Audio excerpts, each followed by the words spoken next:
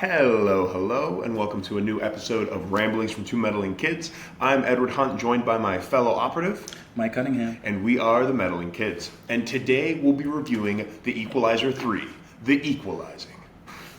For those of you joining us for the first time, welcome. It's so good to have you here. For those of you who have come back, glad to see you again. We like to review movies. So what we will do is we'll never spoil anything in the first, let's say 15 minutes. We'll give a 0 to 5 spoiler-free review. Then we'll give some background about the movie, along with like a little quick plot summary, and then really talk about our likes and dislikes. But let's get started. Mike, The Equalizer 3, 0 to 5, what'd you give it? 3.5 to 4. Okay. Right off the bat. I think coming into this movie, like that first opening shot when you get to the winery and stuff like that, and this is all in the trailer, so no spoilers, but it was just like seeing the brutality that guy walks into. Even I was like, hold on, what is this rated? I know, right? It was like, good God. Jesus Christ. Yeah. But I think I really loved this world building, right? It's I think it's nice to see a sequel of a film. They get better. Yes. Right. I think it's very few times, and I think I'd want to do that at one point. Do some research on like sequels that actually exceeded expectations or did better than the original, because so often they don't. Yeah. Even with the Equalizer 2, it was very. 2 was trash. That's what I'm saying. 2 was the worst. It was fairly forgettable. Yeah. But it was just like, it's nice to see. Okay, it's a trilogy. You're going out with a bang. So I really liked it. Denzel just he's one of the greatest actors of our generation for a reason. So I love that. I also love with the Equalizer and just them know the role of the actor, right? Yeah. So he's not Jason Statham, so he's not going to be doing all the extraness of backflips and no shit like that. Even the action scenes, it's hand-to-hand combat for the most part, but it's very practical for that actor. For sure. Yeah. And I love that about it because it makes it more grounded. Yeah. So the action scenes were great. I think the story was really great. I think based on the trailer, I thought that they weren't going to give you any background as to where he was, right? Okay. Yeah. So, because like when in the trailer, it just seems like he's in this new location and people love him. But I didn't think they were gonna. But it was nice to see that they built on that story. Did I need it? No, I believed it from the trailer. It was fine, but it was interesting for them to tell that backstory. I think the performances were great. The villains were villains, and they were so good that I wanted to see them defeated. But the way they got defeated, I was like, all right, Jesus Christ. Right, it's like, okay, it's a little excessive, guy. Not nice. Yeah. But no, all around, I really enjoyed it. It's nice to see a sequel film do better than the first, or build on the universe that the first one created. A really, really, really good movie. Nice. Yeah, I'm gonna give it a 3.5. Solid 3.5 for me. I really enjoyed it as well. There's definitely a couple like plot holes here and there. I think one of the characters, I'm like, I think they weren't needed. This whole entire thing, I was like, they aren't needed in here at all. Like they're like, oh, because of you were able to save the day. I was like, she did nothing. You know what I mean? Like they did nothing this entire time besides get fed information from him. But that's it. But they 100% stepped up the brutality in this movie. Like I watched both the Equalizer 1 and 2 earlier this week to kind of like prep for it because I hadn't seen them in forever. Well, I'd never seen the Equalizer 2. So I was like, okay, ready, watched all of them.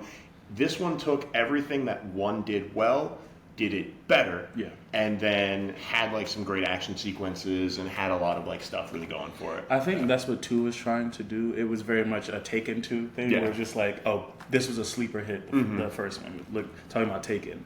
So in Taken 2, we're going to do it, but that much better. The problem is Liam Neeson was a smooth 618 years old. Yeah. Okay. Watching him climb over a fence was like 17 cuts. It took a little while. Because they did it in real time. But it was like they were trying to make it more grandiose. I think he went international with that one. Because the first one, he was in Boston. Yep. I believe he was international with the second one. It was both. So like there was stuff that happened in Brussels. Okay. The majority of it was in America or / like Boston / where he used to live. But they took it to Brussels for a little bit. But that's what I'm saying. I think they tried to expand this universe by making it more international and stuff and I think that's what took away from it. Yeah.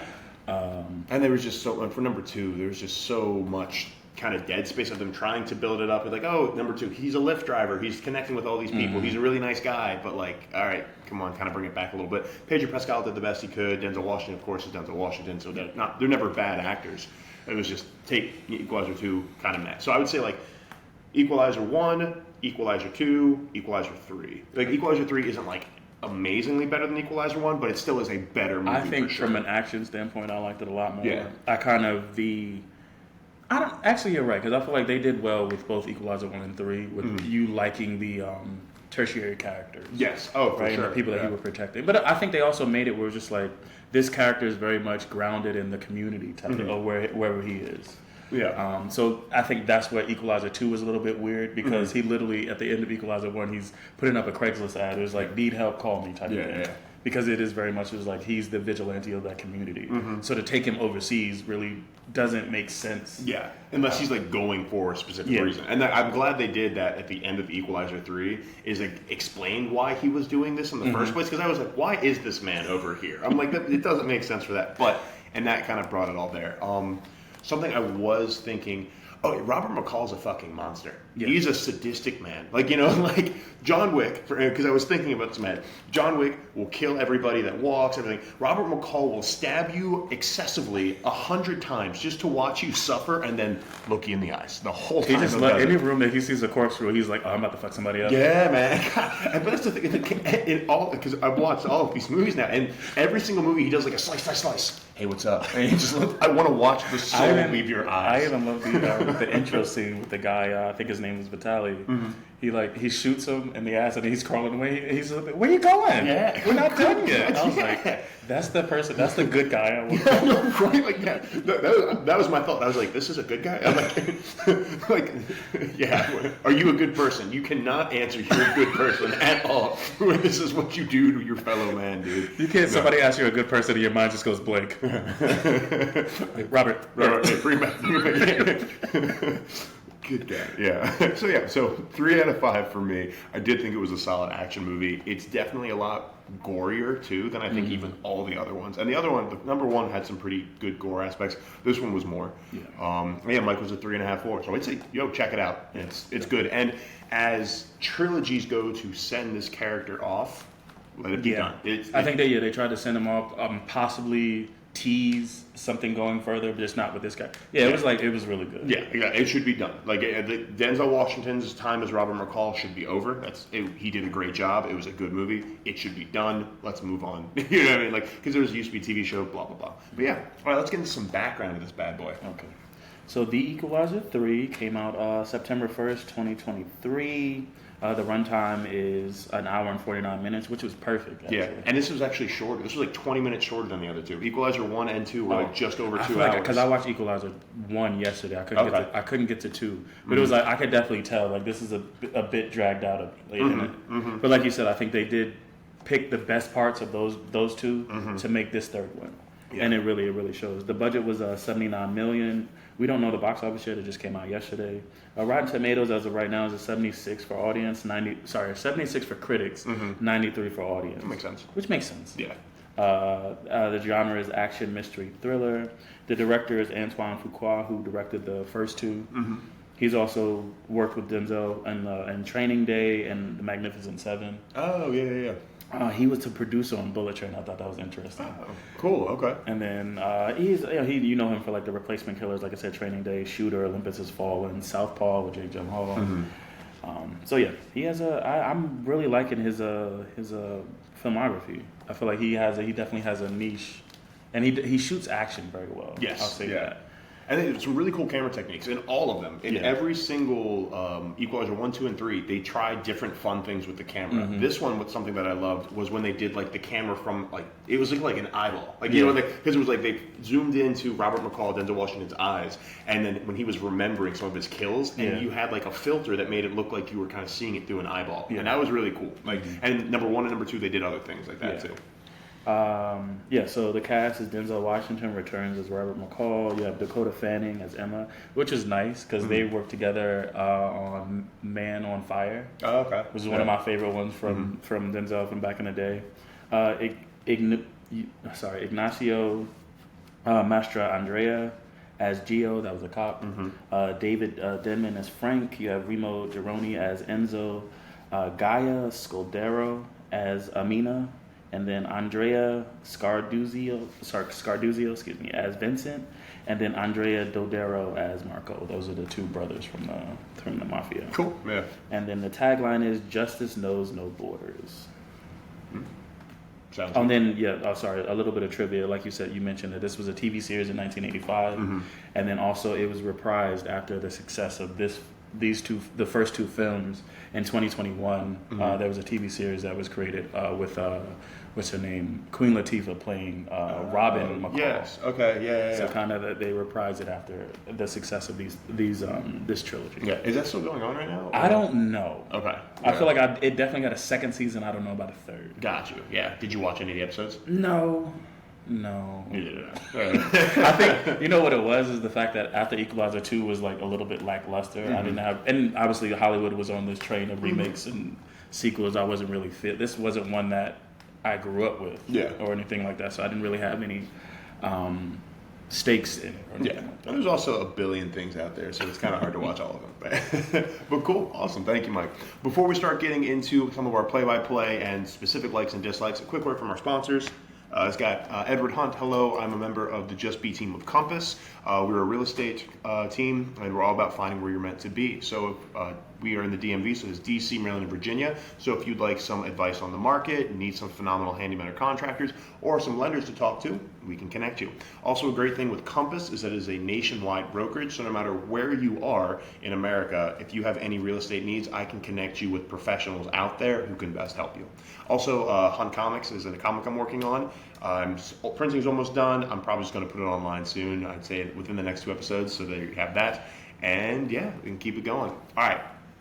Play-by-play. What happened in this movie? There was probably a lot of kumbaya, holding hands, very happy, peaceful resolutions, I'd say. So the only thing I hate is that since I didn't watch Equalizer 2 recently, I don't know where we left Robert McCall, but we'll see. It just kind of left. Yeah, it just kind of was, everyone had their own things. Like there was, Equalizer 2, let's see. Yeah, all the characters had happy endings for the most part. Robert McCall kind of just faded back into I'm going to help people and do my thing. Got it. And yeah. But yeah, so this movie starts off with Vitaly. He's like a crime enforcer. And he's arriving at this secluded winery in Sicily because he's been called by one of his men. And as he's driving through, he's in a car with his son, and you just see devastation. Not mass devastation, but it was just like every time you see a human being, they have been murdered. A lot of dead bodies. A lot of dead bodies throughout the winery. He gets to one of his men who's still alive, and he's outside of the cellar by the winery, and he's just smoking a cigarette. You can see him shaking. Yeah, trying to calm and his nerves. He just says, he told me to wait outside, talking about Robert. Yeah. And so Vitaly tells his son, who's with him in the car, just stay in the car, just wait. So Vitaly and his man walk through the winery, and you just see more destruction. And I was this when I realized, it was this must be rated R, because it was there was just a guy with a knife in his face. Just like cleaver. Yeah, a cleaver. Yeah, the cleaver just right. And I was just Robert. Yeah. it stepped up the gore. It really did. On all these dead bodies, all the blood. Yeah, it was brutal. But yeah, so they walk through, they see all these different dead bodies and stuff like that. Vitaly takes off his hat, and then he goes into the cellar. And Robert's sitting there in the middle of the cellar in a seat with 2 guns pointed at him from the 2 other men he allowed to live. Yeah, because he's just chilling. He's just cleaning his ring. Yeah, he's just cleaning his ring, cool as a cucumber. Yeah. And then so the guy, there's a little back and forth of Vitaly saying, "Do you know who I am?" and stuff like that. And Robert doesn't care. He was just "You stole something, and I just need that from you." Yeah. And then you can go. And then he gives them the classic Equalizer. I think this is from I don't know if it was from the TV show, the original, but it's from the first Equalizer where he gives them a certain amount of time. Yes. Yeah, 9 seconds to make your decision. Yeah. And then, but this, I think what is nice though, and I'll give them credit, it was they didn't go back to that classic scene from Equalizer 1 where you go into his eyes and he's registering all the weapons in the room, how he's going to move once this time is up. Yeah. They didn't do that. So, but it was just in real time, he waited 9 seconds and then the action popped up. And he was even narrating what he was going to do. He was saying how your man to my right, the man to your right, which was on Robert's left, he was he's standing too close. He's a foot too close. I feel sorry for the man to my left who's going to die and not see his family because of it. And you're just oh my God, this man's ice cold. Yeah. So there's 4 men in the room. Robert, with his quick reflexes, he takes the gun from the guy that was standing too close to him. Yeah. Shoots the guy to the right, and then he shoots the guy that he let that was smoking outside. And then and then he also shoots Vitaly. Yes. Right. So he incapacitates all those three. Then the guy that he was using to shoot the gun with, he turns the gun on him, sticks it in his face. Yeah. Through his eye. And I was just shoots it and shoves it into his brain through his eye. I'm like, and that's why I'm sitting there like, Robert. I'm like, sir, there are better ways. So I want to talk with that of like John Wick is will murder everybody and like because it's what comes to Brian. John Wick will murder everybody and like yes, but man, Robert McCall takes some pleasure in this, man. Like you don't kill people like that unless you want them to be in pain. And like he's like, I don't know who you are and I don't care. And you're like, then why do you want to murder them so bad? That's all he wants. That's so funny. Like I said, it was like they made the villains villainous, so it was just like it wasn't on some. Oh, they have a heart of gold. They're just none of that shit. Yeah. These were villains, but even with that, I was just like, man, just shoot him. Yeah, right? Why would you? Just shoot him. Put him out of his Stop misery. picking up corkscrews. Just put him out of his misery, man. Like, come on. Yeah. I can't tell you how many times I was just Robert. Like you watching a kid at the playground. Yeah. Put it down, Robert. That is enough. Oh man, yeah. But yeah, He's the so monster. he kills everybody in the room. This is what we were talking about earlier. Like Vitaly is trying to crawl away because he's been shot with a shotgun in the back, and Robert kills him and then takes a key off. Robert shoots him in the ass with Yes. with the shotgun, and he's like toying with him and like click-clacking the shotgun behind. Because it's going to get redundant if I keep saying this every time. And then he's just like, all right, now I'll finally actually kill you. It's just, good God. Yeah. So he kills him. He takes a key off of him, and then I think you see the Equalizer 3. The title card comes up, and then shortly after you see Robert leaving the compound, and right before he leaves, like he's passing the car that the little boy was in, and the little boy goes to get out, and Robert points the gun at him. And he's like, "Get back in." Yeah. He was like trying to, let the boy off the hook, and then Robert keeps walking. And you just hear a gunshot. Yep. And then you see kind of Robert's stuff, and it was like, I loved it. I can't remember what movie this was, and I have to look it up. But Denzel makes this like it must have been Denzel, but like he got shot in another movie, and it was like it was that same inflection. It was just like.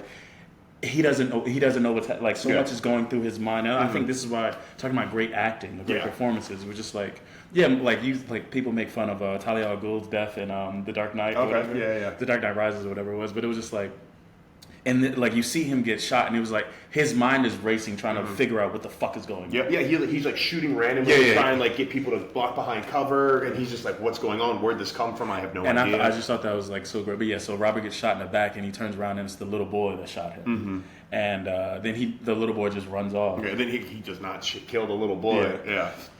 But then you do see this thing that's just insane. So Robert falls because he's definitely been hit, and I wasn't sure like, oh, maybe he had like a bulletproof vest or something. Yeah. But he gets hit, and he kind of lays on the ground, and then he puts his gun to his head. I was like, jeez, Robert. Yeah, man. Yeah. Because it was that whole like he got shot. He was like, "Fuck, I'm shot. I know where I'm shot. It's possible I'm not gonna live. So it might just be better for me to just end it my way rather than let anyone else get hands on me." And I can't tell if it was he had ran out of bullets since he had fired a few. Yep. After getting shot, or just like he changed his mind. No, you didn't hear the click. No, that's what I thought. There was a click. That's what I thought. So he tried. If there was a bullet in that chamber, he would have blown his brain out. Okay, that's what I thought. I just wasn't sure. I was trying to paint the picture. Yep.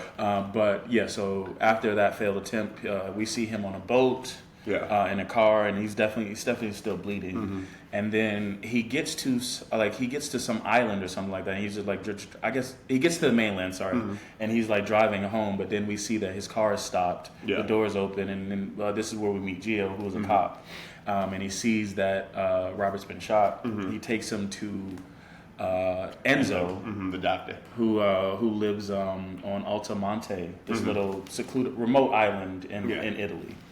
And during that encounter with Enzo's like, you tell people that you found he fell or something like that.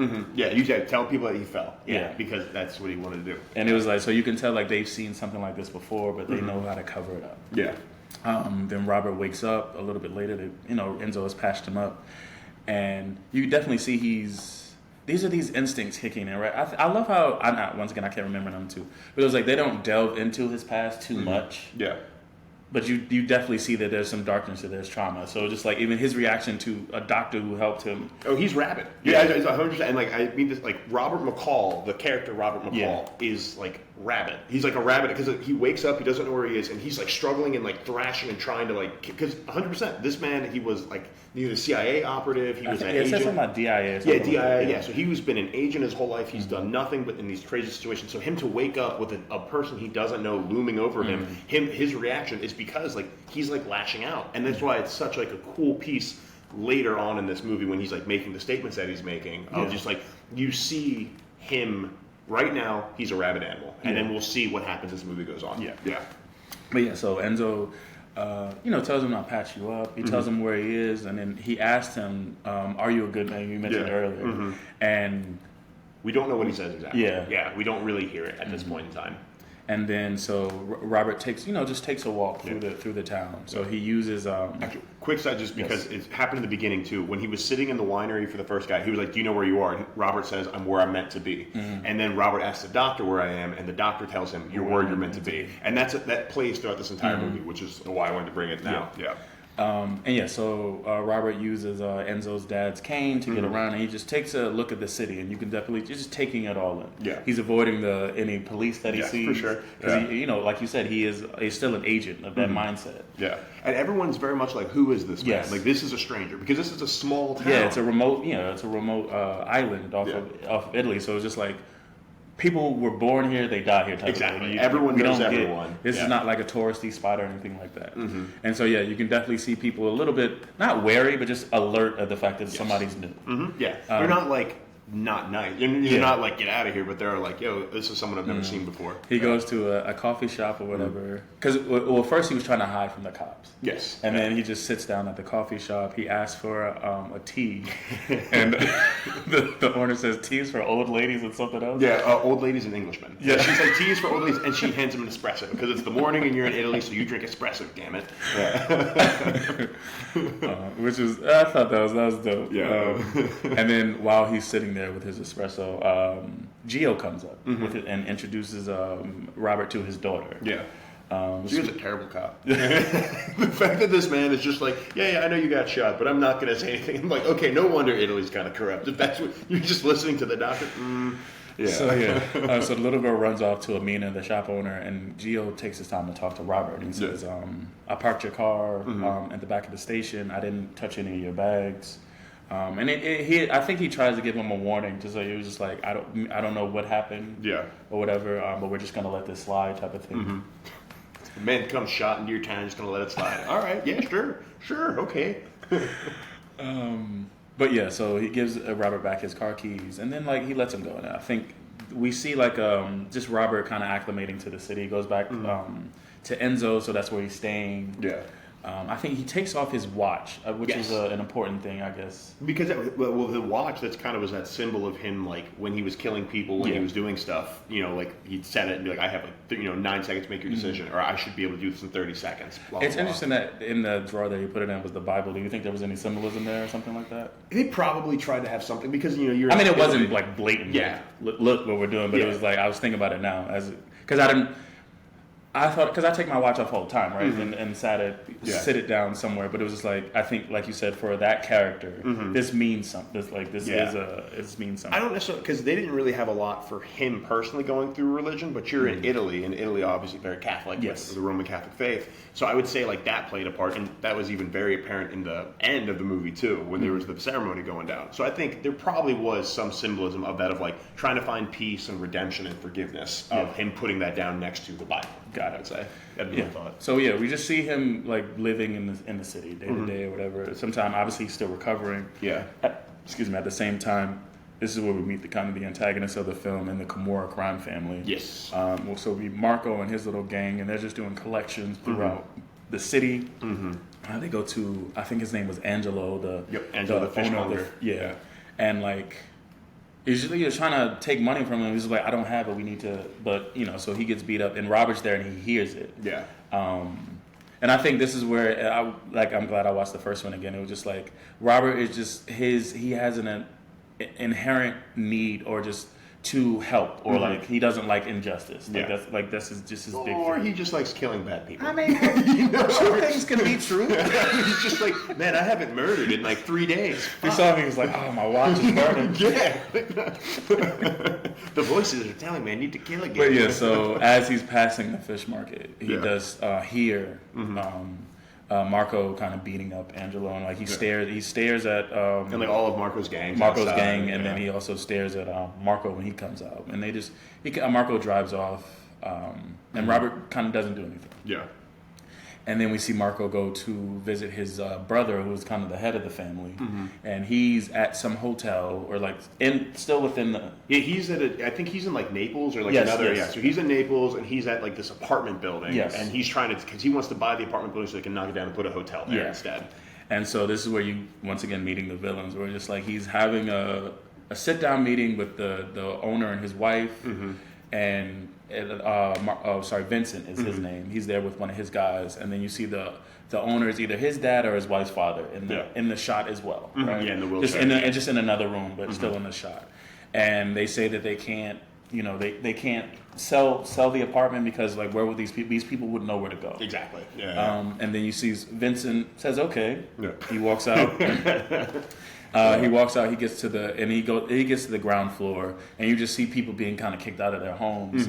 He's standing in basically by his car outside of the apartment building, and this is where he meets with his brother Marco. And they talk for a bit, and then like I was like, I know something's coming. Oh, absolutely, 100%. Bad guys don't just calmly say okay and walk away like everything's fine. I was like, look at this reasonable Marco. I'm like, wow, what a nice guy. Yeah. And then you just see. Initially I thought that the owners were gonna go from the top floor to the bottom floor. I thought they were gonna get thrown off. Yeah. Worse. So the Vincent's men threw the old man. Yeah. Out of the window and just hung him by his respirator. Yep. Yeah. From the window. Yeah. And I was like, jeez. You see the wheel because the man's in a wheelchair. The wheelchair comes crashing out the window, hits the ground, and he just flops against the building while hanging from his respirator. It's brutal. Yeah. And so, but you have to be this. The villains need to be this brutal, otherwise you can't root for Robert McCall. Yeah, you can't otherwise. And so, and then Vincent's telling everybody, get them out of here, basically. Yeah. And then he mentions to his brother Marco, and he says, "My collections, you got to do them quieter." Yeah. And it's a commentary on how he handled the situation with Angelo, and how he's handling all the collections in the cities. Like it should be something discreet. Other people even though you are bullying for the most part, a lot of businesses. Yeah. Everybody should know that. Yeah, exactly. Right, like you're just being too loud. I feel like, and that's such a common. Maybe that's a dislike for the movie. That's such a common trope in so many films where there's the hothead younger brother. Oh, like they got or just like a young underling, where just like you got the hothead who doesn't understand, like the head of the organization trying to be professional, and then the hothead, just. Granted, the head of the organization who just had a guy thrown out a window. But he didn't do it. Yeah, fair. It wasn't him. My hand's clean, baby. Wheelchairs, the brakes break in a wheelchair, you roll out windows all the time. Those windows weren't up to code. I don't know what you want. 100%. They were on ground level. You're in real estate. But yeah, so now he says that he wants... Vincent says he wants Marco's help with other parts, because they really want, like you said, they want to buy out all of the businesses on Altamonte for commercialization. They realize that they can capitalize on people wanting a vacation, hotels, tours, casinos, resorts, all that. But in order to do that, they need to get rid of the people that. Yeah. Well, it's funny because he said I want you to be quieter, and then a little while later he's like, I need you to really get on these people. That's why Marco was like, I don't know what call it is. Exactly. He has whiplash from this. It's like, what? Yeah. Around the same time, there's also the CIA stuff happening too, when right? Yeah, you're right. Yeah. So what happens? It's kind of all in the same. Yeah. So what happens is right after Robert sees Marco bullying Angelo, he calls in a tip to the CIA. Yeah. To give them information about what he saw in Sicily. He was like, "Hey, someone murdered a lot of people in this winery. You should." He said, "I was just passing through this secluded winery. Have one way in and one way out. Exactly. Just passing through, as one does. Minding my business. Yeah, I was totally fine. Yeah." But yeah, so Robert called in a call to the CIA, and now this is where we get introduced to Dakota Fanning, Agent Emma, and her team. So, like you said, we have Vincent and Marco trying to buy out Altamonte. Robert makes a call to the CIA. The CIA come to the vineyard the winery from the beginning of the movie. They see the bodies, but they also see a bunch of drugs and money. Yeah, a whole bunch of stuff. And but it's drugs from like Saudi Arabia or something like that. Yeah, and it was Middle Eastern. The movie was just like, it's for the jihadists. Yeah, that's what it was. Jihad terrorism. I was like, okay, I was like, we're still doing that. Yeah, I'm like, all right, yeah. But yeah, so they notice that like something's not right here because of the fact that where are they getting these drugs from and stuff like that? Because they were saying like there was terrorism or something like that. Yeah, it was this whole this was my complaint that I mentioned earlier. Is like this whole subplot of like I was kind of meh on. So I think what happens is, and this is what happened in the first one, if you remember, he tried to just save the young lady. I think Chloe Grace Moretz, who was working as a prostitute. So he just tried to save her by taking out her boss. And it put him in danger of like a bigger syndicate. Stuff. I think that's what this one too is like. He's not trying to go up against the mafia or like some organization. He's just trying to take out lower level individuals, and it just kind of bubbles to something bigger. So I think that's what this was. Yeah, for sure. No, that's 100% what it was. But also, I think that you didn't need to see this whole extra little behind the scene, like with the CIA. I was like, I didn't really care much about that whole I story. agree. I didn't think they did a lot, honestly. I agree. Yeah. But now we have the CIA on I guess on the case. Yes. Right? They're officially in Italy looking at the situation with the winery and drugs and money. Yeah, they're being like, why would, because Robert even tells Susan, Emma. Yeah, Robert tells Emma that, hey, why would an Italian winery be getting wine from the Middle East? That doesn't make sense. Yeah. And he's like, that doesn't make sense, does it? She's like, wait, no, it doesn't make sense. And he's like, exactly. All right, then. Good luck. Yeah. But yeah, so that you're right. Thank you for reminding me about that. So now we have the CIA in Italy, and back on Altamonte one night. I think. Oh, Robert's about to leave. Actually, that's what it was. Yeah, Robert was kind of getting ready. So he had finally. So it was nice. He had a little moment with Amina, the coffee shop owner. Like she showed him.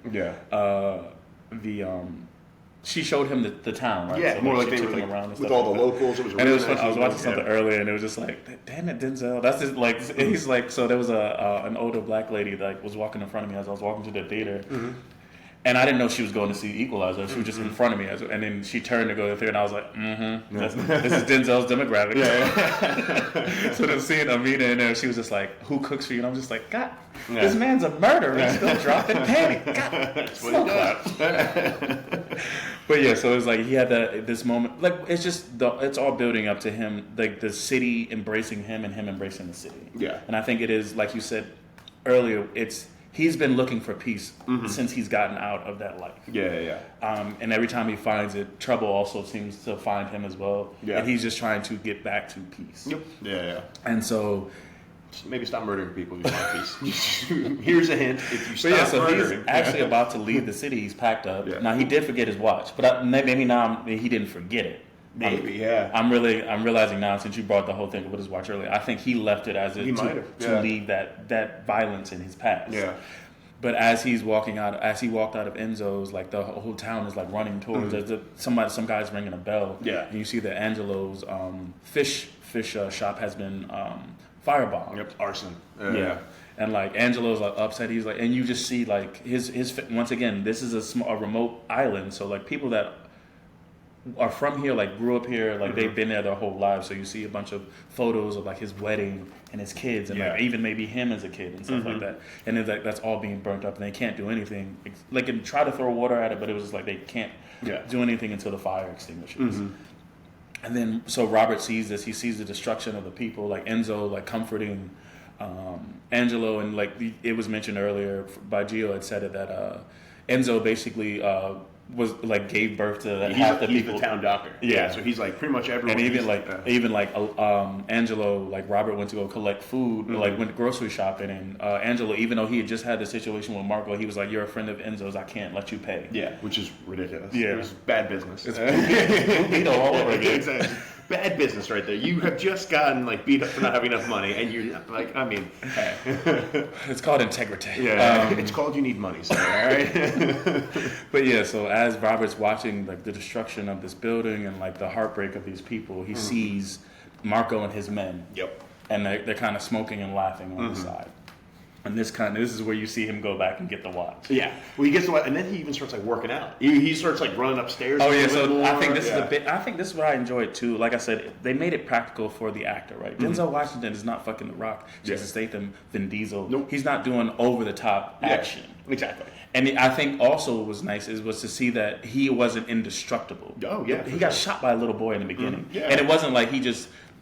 He was healed the next day. Like it's showing vulnerability to these characters, which helps once it's more relatable, and also like now you fear.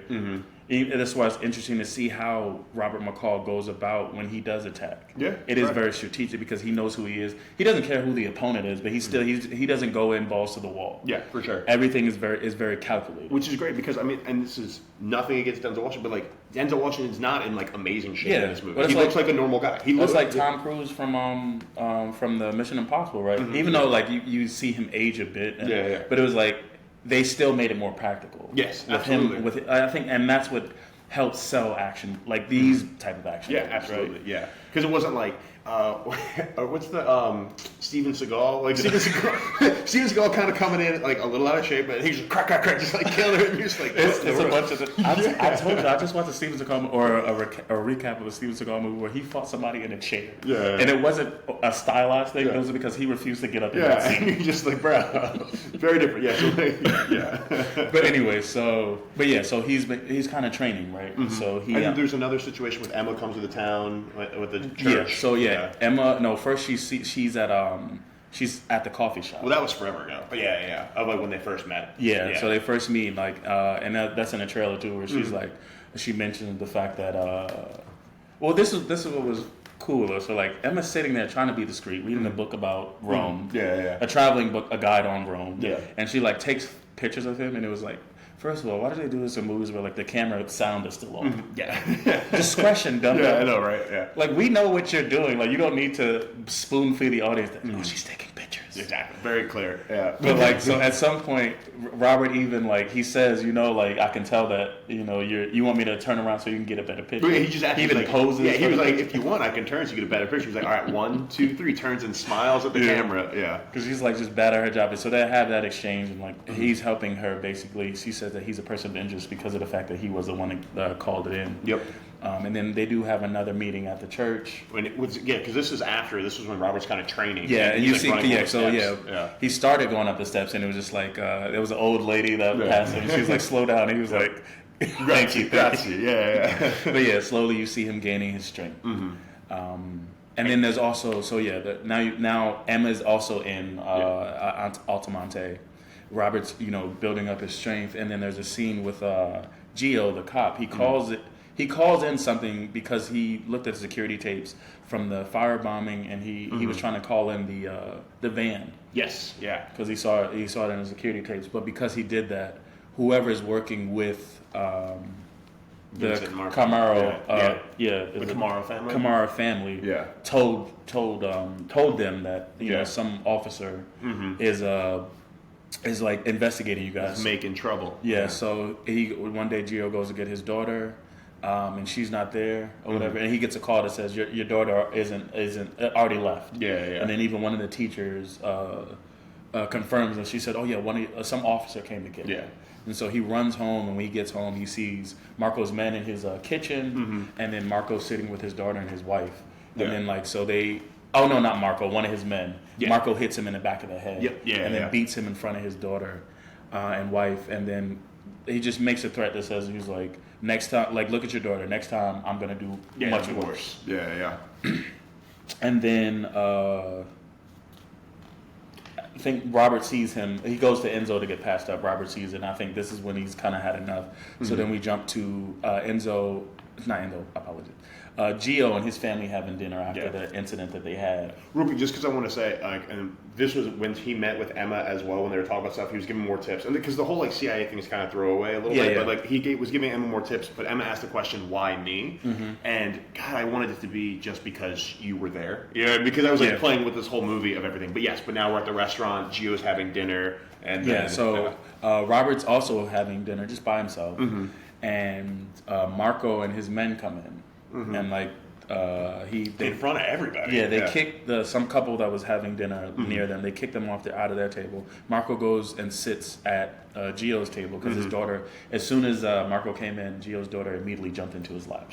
She's terrified of this. Absolutely, as she would be. Yeah. And Marco says he needs Gio to do something for her, and he was like, "Can you do that for me?" He's like, "Of course you can." Because now you're kind of under our thumb. Yeah, exactly. And what's his name? As Marco's sitting there threatening Gio, Robert is just glaring. He's just dead staring right ahead at him. And it's like Marco's noticed it a few times, but he hasn't done anything. Yes. And so now he goes and he sits at Robert's table, and this is where you get that classic exchange where he's saying, like, this is where Robert mentions about the past. He was like, he's just been trying to find peace. He likes this place. He loves these people. Oh, he was talking about that, like, you know, if you had done this 3 weeks ago, I wouldn't be here. You wouldn't have me at all. But I am here right now. And since I am here right now, and since I have found these people, I am asking you please to leave. Of just that whole, I love this part of the movie. It was just everything is about, like, where you're meant to be at the right time. Because honestly, kind of like Bullet Train-esque for me, of just like, you're just there at the right time, and since you're there at the right time, stuff is happening. Or in the case of Marco and everyone else, you're there at the bad time. Like, you could have had any other time to do this. It would have been fine. So Robert just giving the speech, he was just like, just go away. Yeah, just go away. These people don't deserve this. Yep. And Marco kind of just laughs it off. And so Robert looks at his wrist, at Marco's wrist, and says, "Is that a Timex?" Because I don't know why that was just such an insult to Marco. He's like, "Timex? Do I look poor to you?" Yeah, exactly. That's what he knew that it would have that effect on him. He knew it. Oh, Robert's a smart dude. Marco kind of shoves his watch in Robert's face, and Robert just, once again, that close combat. And it was, I think it is you don't need, I mean, obviously Robert uses a bunch of knives, but like, you don't need a weapon to immobilize somebody. Not at all, And so he just pinches some type of nerve. Medial nerve. Throws, like, grabs him, puts his head in, like, the wall a little bit, cranks his arm up where he could break it, and just pinches the nerve. Like, this is a pain compliance. And then he tells Marco to tell his men to get out of there, which he immediately does. And he was saying how the reason why he's doing it, because his body is just like, do whatever he says so this pain stops. Yep, exactly. So it's like, it's not even his brain. I mean, he's trying to use his brain, trying to be tough, but at the end of the day, he just wants the pain to end. Yep. So he'll comply to anything. Exactly. And so he kicks his men out. Robert tells the men to leave, and then he mentions again. He says, "He's like, this isn't a threat. I'm preparing you. I'm letting you know that if you don't do what I say, it's not going to end well." For a man that wants peace, Robert McCall, sure, it's all over again. You don't let peace happen. I want peace wherever I go, and if I need to kill people to get that peace, I love peace. I love peace more than anything in the world, and I'm willing to kill anyone for peace. Yeah, that's him. That's Robert McCall. And so, what's his name? Marco also leaves the restaurant. He goes to the alley where his men are meeting at. Like, there's a van or whatever. And he's sitting there like, and that's what I was thinking. I'm just like, bro,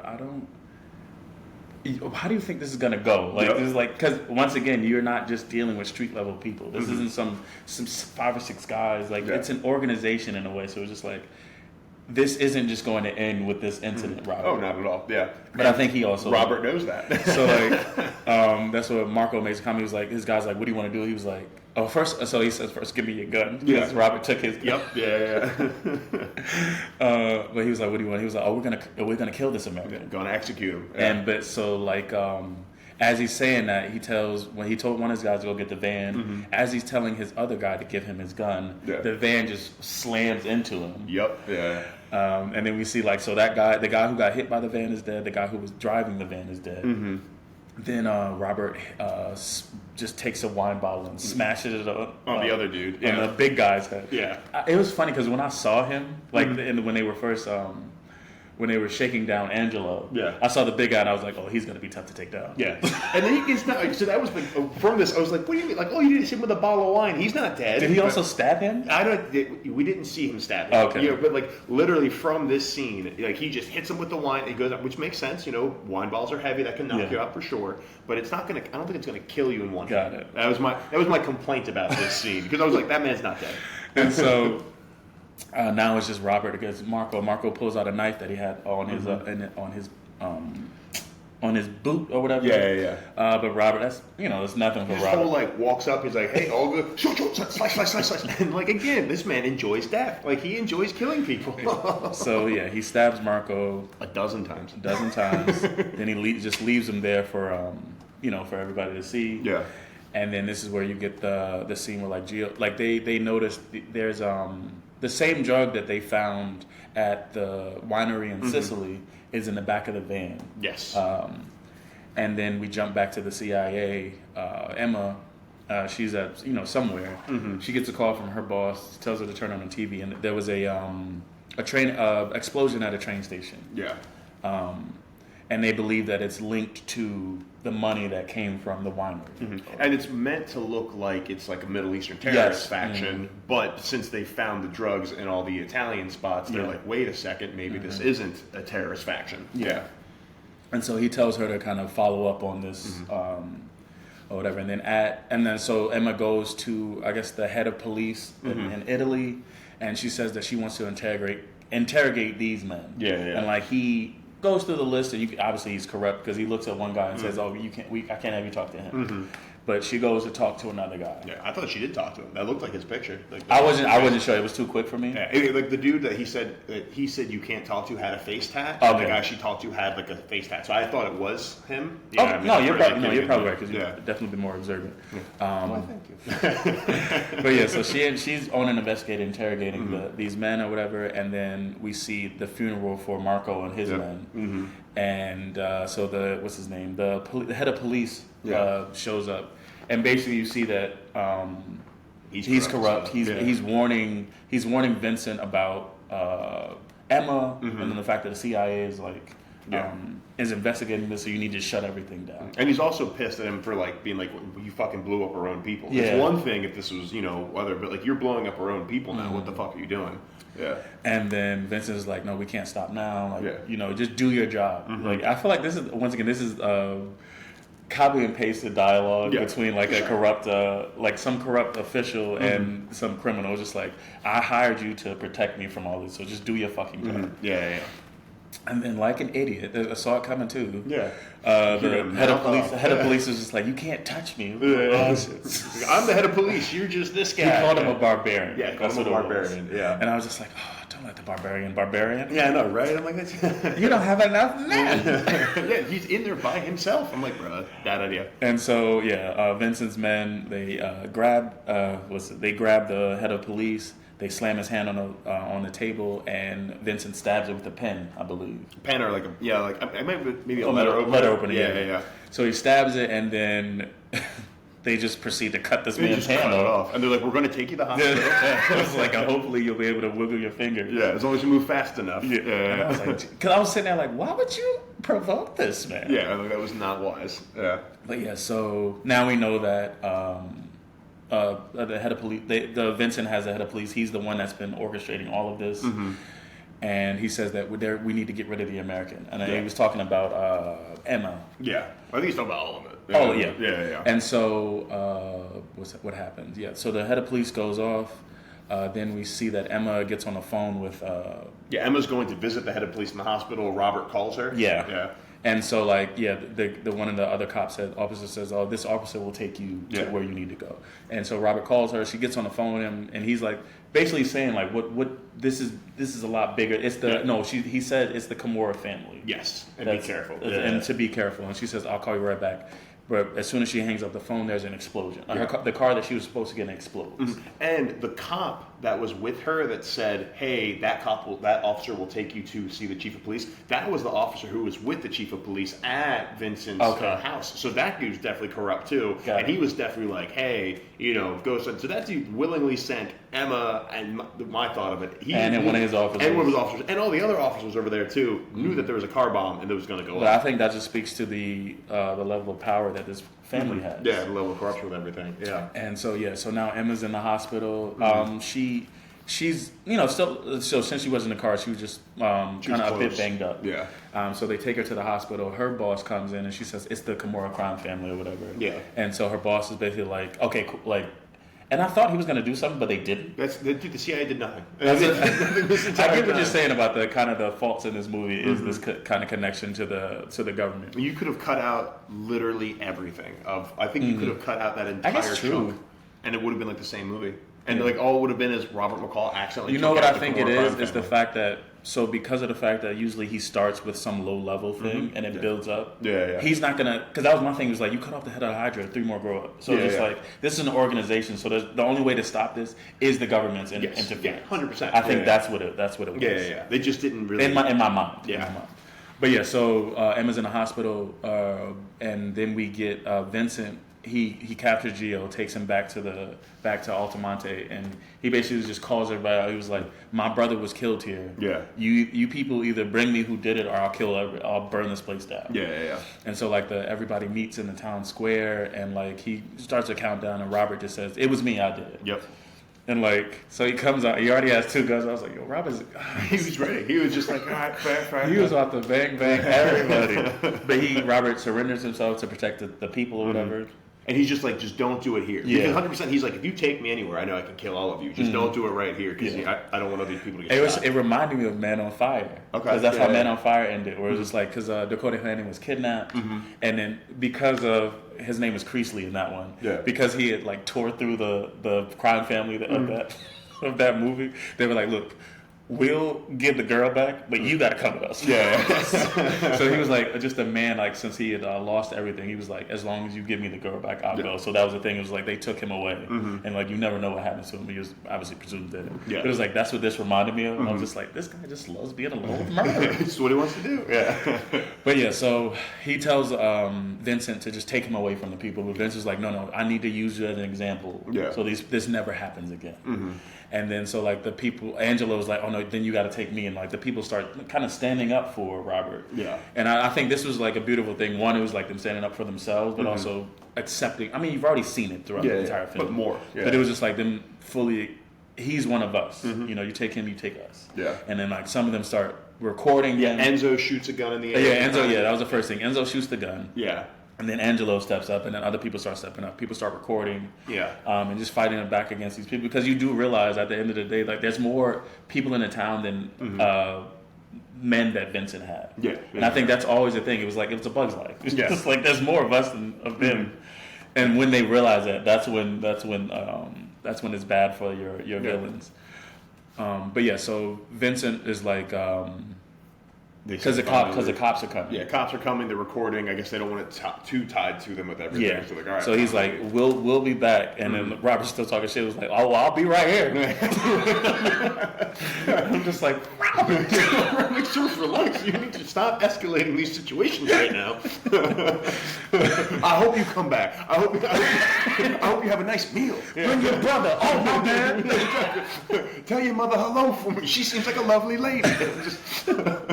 But yeah, so Vincent and his main drive off, obviously threatening to return. But Robert being Robert.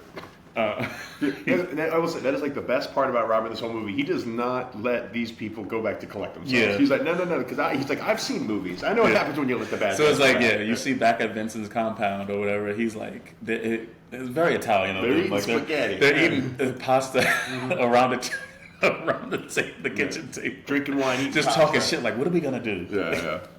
And so they mentioned that they're gonna go back and they're gonna kill Robert like in the morning or whatever.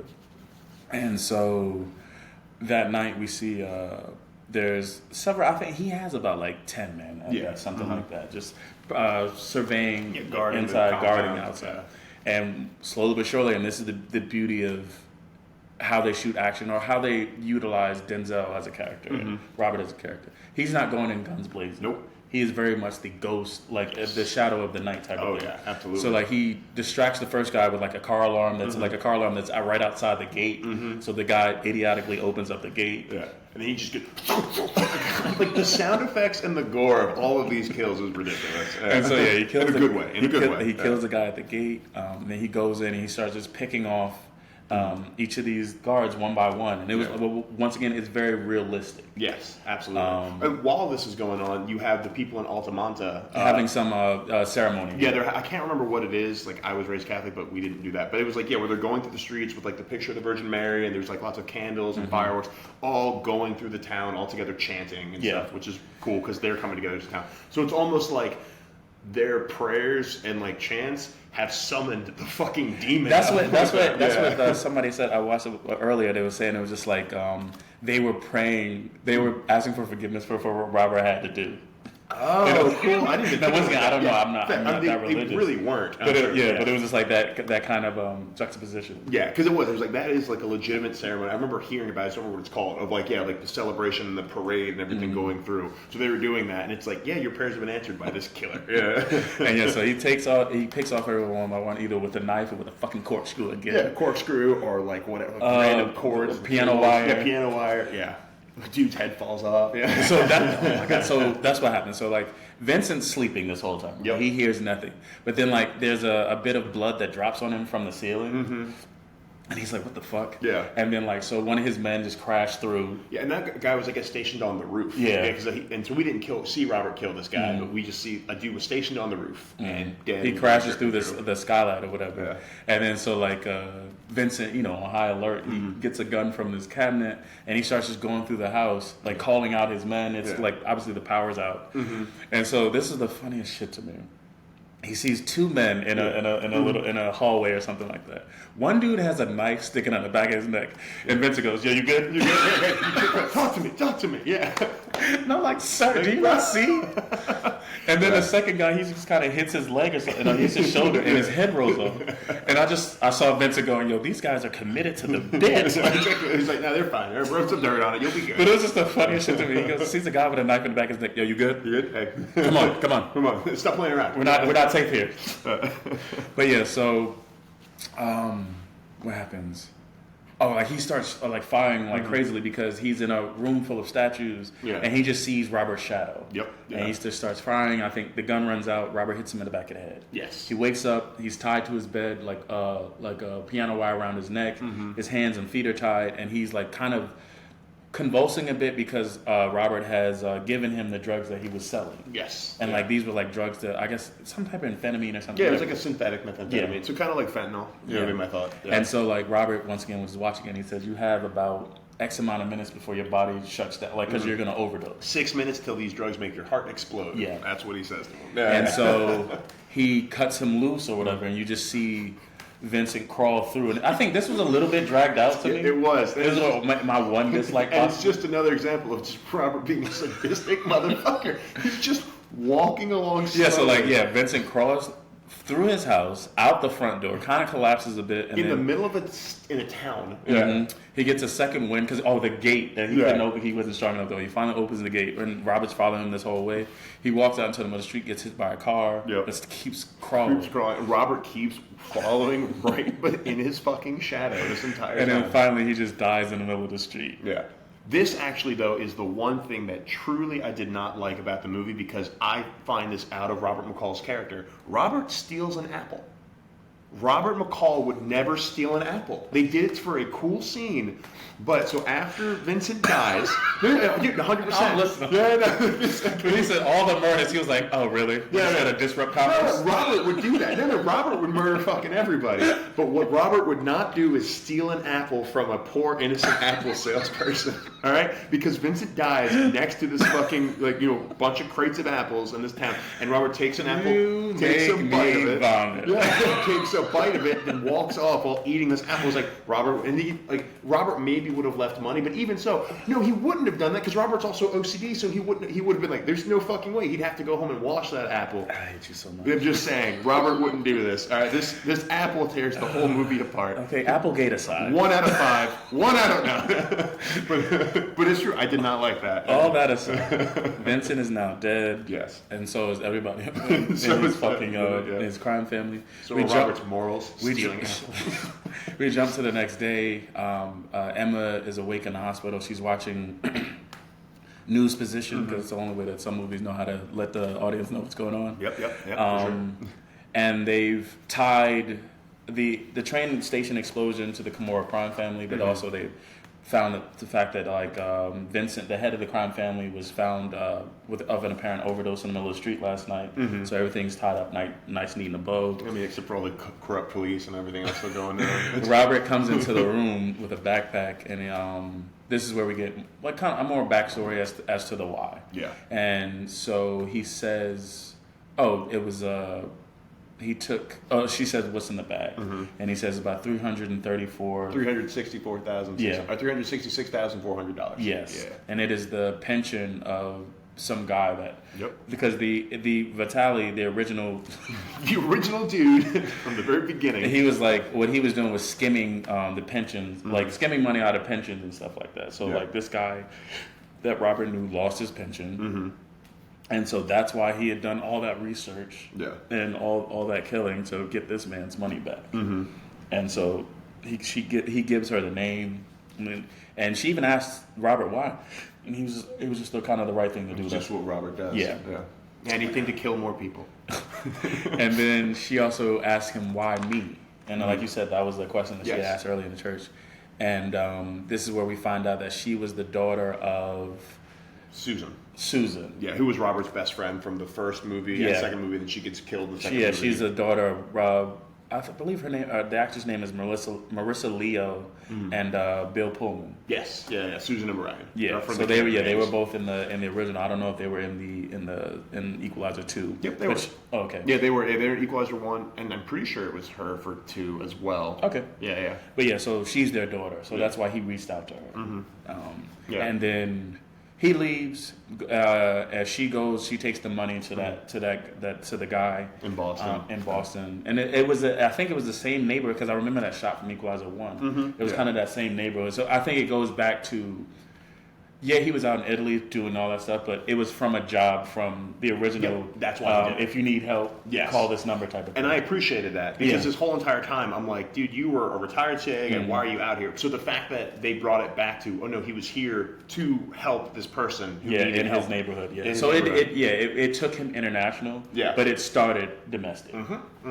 Which I love that. Which is a nice wrap. That was great. Yeah. And so you see that he's finally helped those people, and she can't even tell them why. It's just like that's who Robert is. And then it jumps. But the end of the movie is them jumping back to Altamonte, Robert at the coffee shop, and Altamonte has won some football match. Sorry. Yeah. And he's celebrating with the people, and he's like, "This is just his new home. This is where we'll let him be." Exactly. Yeah. And I thought it was a sweet ending. I agree. And I think it was a good ending for his character. Yeah. He might not really deserve a happy ending like this, but he got one, so good for you, buddy.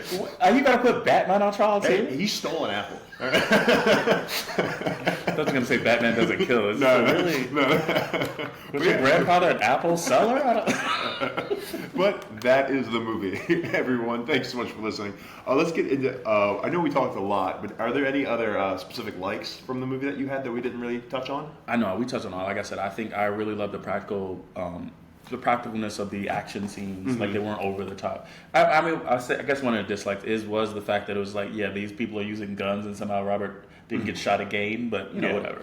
But no, I just loved. I don't know. They did this character justice. Yes, I think so. Which is nice. You see so often now. It's just like so many legacies are being ruined by later installments. Yeah. Oh, for sure. But I think it's also the fact that since it's the same director the whole time, it is, even if maybe a trilogy wasn't his vision, he was able to fully flesh out this story. Yeah, definitely. I really enjoyed it. For the most part, we talked about everything that I liked. Cool. Yes, I think for likes, everything we're talking about, I think, talking the same. I agree with everything that Mike said. Solid movie. There's a lot. Dislikes. I think I agree with the CIA stuff. Or maybe just not investing so much screen time into it. Yeah. Well, I think that was the thing, is like, technically speaking, I think maybe like more shit would have like been able to make that a better story. But then if you do more shit, then instead of a nice hour 49, which this movie was, all of a sudden that's now like 2 hours 10 minutes, 2 hours 15, and that would have been probably too long as well. So it's kind of like finding that balance. Yeah. Because I agree. It's like the CIA, because of them and because of Robert feeding them information, they were able to do stuff.